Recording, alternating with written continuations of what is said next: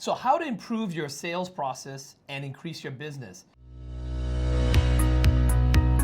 This is something that's very critical that all business owners want to know. Stick on all the way to the end of the video here. I've got Josh Spurrell, Canada's top leading CPA and business consultant, who's also the author of this book, 100 Myths of Entrepreneurship versus Change. So my name is Desmond Sood.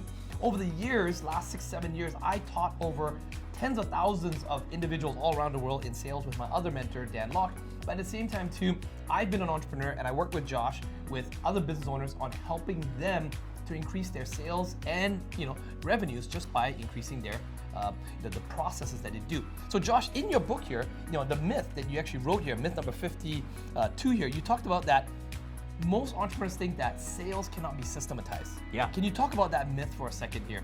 And also, by the way, if you're joining us for the first time, pay attention to what Josh says. He's going to give you some actionable items that you can actually implement. If you do it, you have a higher chance and higher odds of succeeding in your business.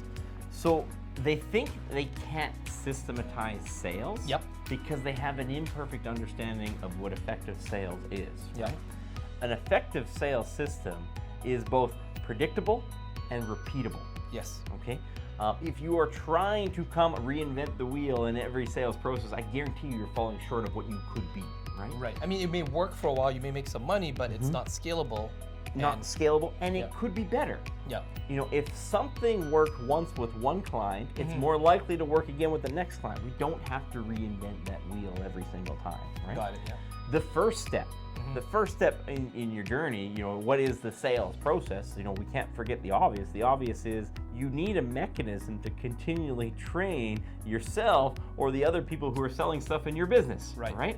We can talk about ideas all we want, right? It's we talk about it's not ideas that build business, it's execution, right? Right. Yeah. So you could come up with the best sales strategy. We're going to give you all the components of a sales strategy coming up in this video. But if you don't have time to execute it, in this case, it's train the people, and sometimes that's you. Sometimes you might need to role play with a non-customer who can give you feedback. You might need to do this on video, right? If you're a one-man show right now, you might need to do it on video to see what you look like. Get one of your friends or family to stand in, you pitch them, let you videotape yourself, figure out what that looks like. Be critical of that, right? You need time. It's the first step in any effective sales training process. Sales process is to have training to actually execute the process and to refine the process, right? Correct. That will be step number one. Yeah, continuous training. I mean, there's so many managers, even when I've trained sales managers, that they leave so much money on the table. I don't remember the specific percentage, but I believe it was something like 20% to 30% more sales if the sales manager or the business owner actually invested the time in sales training, something that was blocked out on a regular basis. We always talk about time blocking, whether it's admin or HR, but also sales training is absolutely critical. You're leaving so much money on the table if you're not investing that time on sales training. So that's one of the first points that you actually put here in your chapter, Josh. What's the second point that you actually had here in your chapter? So now we get into the sales process itself. How are we building out that sales process? We want to increase revenue. We want an actual system. Okay.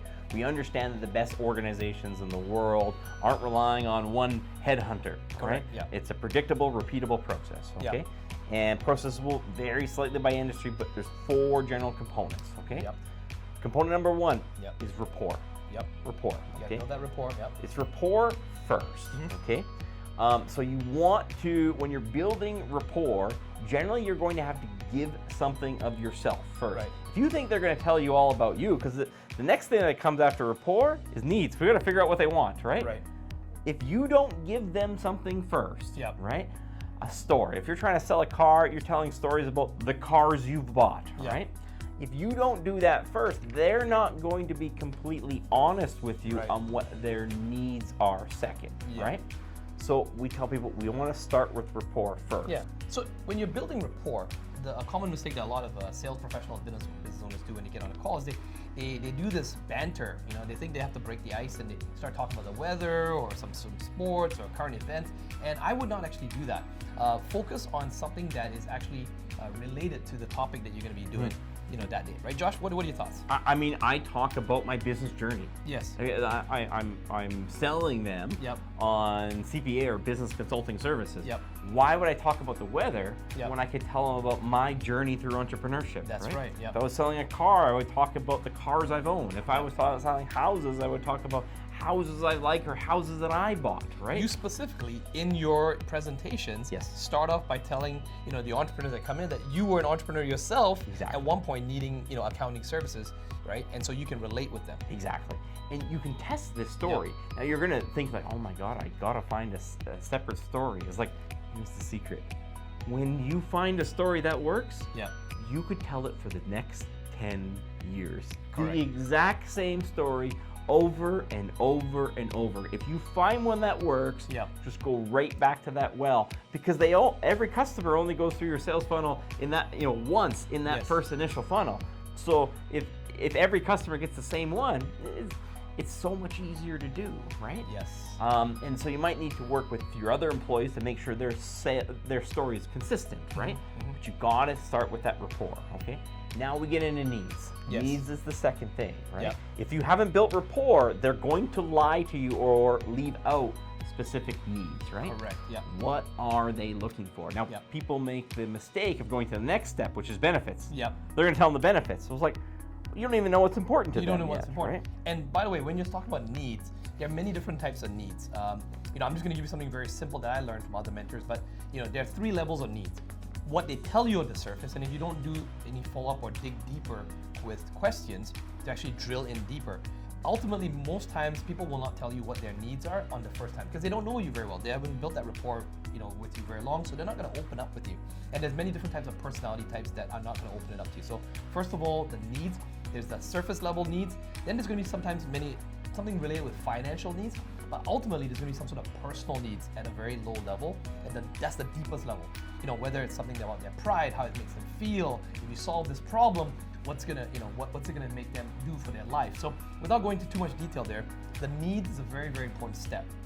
You want to find out what their heaven and their hell is, and you want to explore that with them by asking follow-up questions before you jump to the benefits. Once you figured out the need, now you can tie in the benefits, how it solves their problem, which then creates this value in their head, which then allows you to charge the price you charge, because now they can imagine that value is going to solve those needs for them with your benefits. One of the best needs questions that I tend is because we're building rapport, and generally I tell people, you tell them a story, ask them a question, they have to respond in the form of a story. Correct, okay. If you want to do a home improvement project, tell me about, how did you guys buy this house? When did you move? When did you move in, right? I'd love to hear the history of the house. And what's your vision of how it's going to look like in the near? They're going to tell you far different than you say, what type of walls were you thinking of? It's just a completely different element, right? And once you got the story, then you can move in with those more specific questions, right? You're trying to dig a little further. Why are they here? Why did they call you, right? Now you have those needs, right? Now we're actually ready for the benefits, right? Because when we build out companies, we look at differentiation, strategies, what we do different than our competitors, right? Some things we do are the same, and some things we do are unique and set us apart, right? But the problem that you have, and this might sound like a problem, is usually you have more benefits than are important to the customer, right? There's only maybe 1 or 2 things that's really important to them. That's right. So you have this list of 12 things, but if you've uncovered the needs first, when you're presenting the benefits, you can accentuate the benefits that are actually important to them. Correct. They've told you what they were, right? So then we can actually go through It is so important to get them to say it. You need them to do the calculation in their head and verbalize for you that they understand, do the hypothetical with them. Say, so let's just say we're able to solve this for you. What would that mean for you? How much time would that save you? How much money would that save you? Right? Get them to answer the question. Don't present it to them. Don't tell them what the answer is. Let them do it, because when they do that, now they're closing themselves in their head with the value, and it allows you to then transition to the last stage, which is to ask for the close itself. Ask for the close. Holy smokes, how many entrepreneurs we find out that they want to email a sheet in or something. They want to run away. They don't want to ask it. Oh, let's. It's rapport needs benefit close, not rapport needs benefits. Send an email. No one's ever said that. I've never heard it from anyone. It's rapport needs benefits close. Okay. So you're going to ask them for the close, right? And this is very similar to the rapport question. Okay. Or the rapport stage, where you might use a common story. You might have the same line, depending on how you scripted out that rapport needs benefits, right? you might have the exact same line. In fact, Correct. I will tell you the exact line that I have sold millions upon millions of dollars of accounting services, you know, because we go very detailed. In our particular, you know, initial meeting, we leave a lot of time. You know, we tell them my story. We get a good grasp of their entrepreneurial journey. We have a whole list of things that we can do, and we've accentuated on exactly what they told us is important to them, if they're the right customer, right?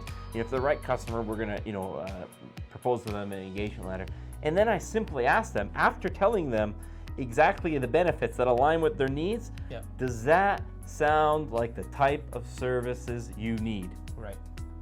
Well, they just told me what they needed, and I just told them I was going to do exactly what they need. So what is the only logical answer from that?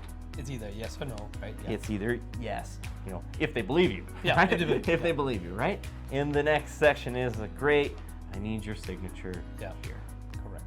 For mine, my best line that's always worked for me, and I learned this from another mentor, it's basically, where do you want to go from here? Right? What would you like to do? It's just a very simple, but most people fail to even ask that question. When you want to transition to the close, it's literally bring up the money topic. A lot of people just always avoid the money topic. And I always say, you know, do you mind, you know, especially when you're in most you know, transactions, there is going to be some sort of a money issue or some sort of monetary value. I always say, you know, while we're speaking about money, do you mind if we just shift and talk a bit about investment for a second? If we can solve this problem for you, how much are you willing to invest? And I get them to speak, I get them to answer the question. And this is where normally you'll hear, and you'll hear people have with all the objections. But if you can overcome all those objections, right, now you can just say, okay, great. So where do you want to go from here? They've already answered, okay, you can solve my problems, this is a fair price, I can invest this much right now, I might need some time to get some money, I may need to speak to my spouse, all these different things you've covered. Okay, great. Where do you want to go from here now? And most people, if you just ask that question, you know, have that question at the end, which is very similar to Josh's, you will get the close. Now, if they don't, we have another video on follow-ups and how to actually leverage follow-ups. But did you find this video helpful and useful? Did you want us to have additional, you know, follow-up on how to expand on this area? If you do, comment in the comments below. You can also pick up a copy of Josh's book in the description. Josh, any final parting comments, action items that you always give on these videos for an entrepreneur or business owner watching this right now? What's an action step that they can do right now? Script it out. Yep. Script it out. You want to actually role play it a couple times, right? There is no substitute for practice, right? And that's why when people think that sales can't be trained, it's like, well, watch a sales presentation from someone who spent 10,000 hours selling stuff versus someone who spent 0 hours selling. It wasn't, they weren't born with it. It's just like almost anything, right? So you're going to have to practice it. You're going to have to get in the line of fire, right? It is one of those topics that, you know, not just you can teach it, it's actually advisable to teach it, right? The best sales people you're going to have on your team are going to be the ones that you taught to sell it your way. I'll give you one last golden nugget here, something that you can do if you already have some existing clients, and that is to go back to some of your existing clients, you know, offer them something of value and just say, hey, do you have 15 minutes of your time that I can actually speak to you on the phone and just want to ask you a couple of questions. And when you get on the phone, ask them questions about why they bought from you. Why, do they remember the day when, you know, when you first closed them, when you know, on your services? What was it about your presentation that made them decide to buy from you? That is priceless information that you can take and actually go put into your next presentation or your next closing call, your next sales call with your new prospect. Hopefully you found that helpful. Comment below, subscribe, and we'll see you in the next video.